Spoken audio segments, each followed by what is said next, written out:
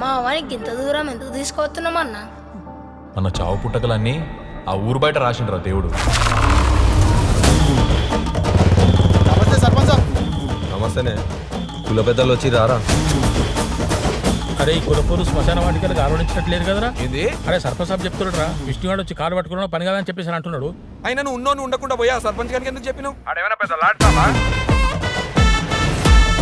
ఓటేసినవారా?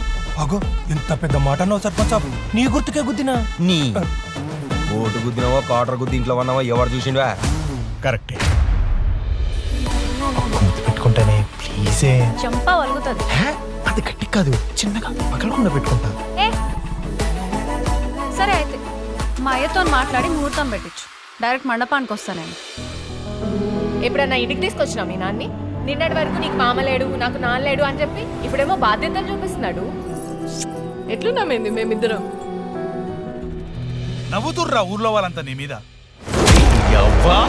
భయపడినావా? పడాలే. అయిందేదో అయిపోయింది. పెద్ద మనుషులు మీరేదో ఒక పరిష్కారం చూపించండి. ఏ పరిష్కారానికి బొంగులేదు, ఇలా చెడు కడ కింద కలుసుకొని. అయినా చిరంజీవిలాగా ఊర్లో బిల్డప్ ఇచ్చుకుంటూ తిరుగుతావు కదా, ఏమన్నా చేయొచ్చు కదా. సావు నుంచి అన్న తప్పించుకోవచ్చునేమో కానీ కులం నుంచి తప్పించుకోలేము రా. నీకు పెళ్లి దగ్గర లేకపోతే చావు దగ్గర, ఈ రెండు విషయాల్లోనే కాదు వీళ్ళాటలు సాగేది. నీ కొడుకు నిన్ను క్షమిస్తాడో లేదో కానీ నీ కూతురు మాత్రం నేను. మన బతుకులు మారాలంటే మనకు కావాల్సింది ఒక్కటే, చదువు చదువు చదువు. పట్రా డబ్బు.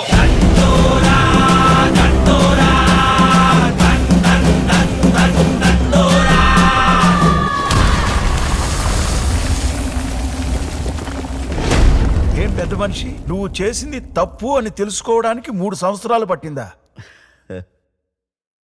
కళ్ళు మత్తు కాదు కదా సార్, రాత్రి తాగింది పొద్దుగాల దిగనీకి.